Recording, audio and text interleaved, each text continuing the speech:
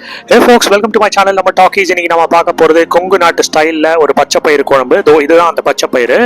First வந்து இந்த பச்சை பயிரை நல்லா வந்து இலுப்பு சட்டியில வந்து நல்லா ரோஸ்ட் பண்ணிக்கோங்க கடாயில.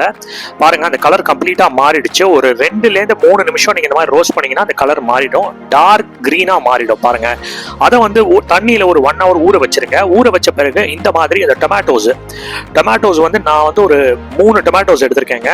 அதையும் ஆட் பண்ணிருங்க. கட் பண்ணிட்டு அதுக்கப்புறமா வந்து மஞ்சப்பொடி, அதுக்கப்புறமா உப்பு, இது ரெண்டும் ஆட் பண்ணிக்கோங்க. இப்போ நம்ம அடுத்தது வந்து இந்த மாதிரி இந்த ப்ரெஷர் குக்கர்ல தான் இதை வந்து வேக வைக்க போறோம். ஸோ ஒரு 5 விசில், ஒரு 4 ல இருந்து 5 விசில் நீங்க கொடுத்துருங்க. ஸ்டீம் வர வரைக்கும் வெயிட் பண்ணுங்க. அதன் பிறகு அது மேல வெயிட் வச்சிருங்க. அதோ இந்த மாதிரி. ஸோ பாருங்க கம்ப்ளீட்டா நல்லா வெந்துருச்சு. இப்போ அடுத்தது வந்து நம்ம என்ன பண்ண போறோம்னா இது ஒரு பேசன்ல டிரான்ஸ்ஃபர் பண்ணிக்கிட்டு நல்லா மேஷ் பண்ண போறோம். சரிங்களா? ஸோ நல்லா மேஷ் பண்ணிக்கோங்க. இந்த பச்சை பயிறு ஆல்ரெடி வந்து 4-5 விசில் வச்சிருக்கிறதுனால நல்லா வெந்துருச்சு. பட் இன்னாலும் கொஞ்சம் மேஷ் பண்ணி வச்சுக்கோங்க.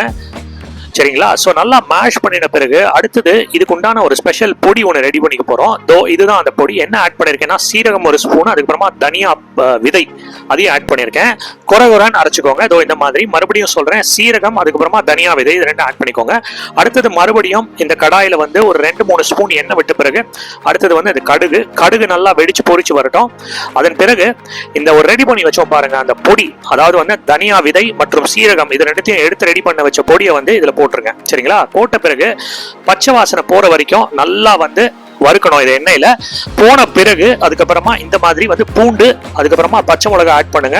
அதுக்கப்புறமா கொஞ்ச நேரம் சாட்டே பண்ணுங்க. அந்த பூண்டு வந்து நல்லா வதங்கணும். பிறகு வந்து கருவேப்பிலை, பூண்டு வந்து நல்லா வதங்கின பிறகு அடுத்தது நம்ம ஆட் பண்ணக்கூடியது என்னன்னு கேட்டீங்கன்னா சின்ன வெங்காயம். ஒரு 15 ல இருந்து 20 பீஸ் சின்ன வெங்காயம் போட்டுக்கலாம் நீங்க. ஸோ அதையும் நான் ரெடி பண்ணி வச்சிருக்கேன். பாருங்க இந்த பூண்டு வந்து நல்லா வதங்கிருச்சு. ஸோ பூண்டு வந்து அட்லீஸ்ட் ஒரு 5 மினிட்ஸாவது நீங்க வதக்கணுங்க. அடுத்தது வந்து இந்த மாதிரி சின்ன வெங்காயம் ஆட் பண்ணிக்கோங்க. சின்ன வெங்காயம் அந்த கிரன்ச்சி டெக்ஸ்சர் அப்படியே மெயின்டைன் பண்ணுங்க. அதனால கொஞ்சம் வதக்கினா போதும், ரொம்ப அதிகமாக வதக்க தேவையில்லை. ஸோ கொஞ்ச நேரம் வதக்கின பிறகு அடுத்தது நம்ம இப்போ என்ன பண்ண போறோம்னா நம்ம இந்த இது ரெடி பண்ணி வச்சிருக்கோம் இல்லையா, அந்த பச்சை பயிரை மேஷ் பண்ணி அதுல வந்து இதை வந்து கொட்டிட போறோங்க. ஸோ கிட்டத்தட்ட இது வந்து பூண்டு வெங்காயம்லாம் வச்சு தாளிச்சு கொட்டுற மாதிரி தான், வேற எதுவும் கிடையாது. அடுத்தது நல்லா மிக்ஸ் பண்ணிக்கோங்க. சரிங்களா?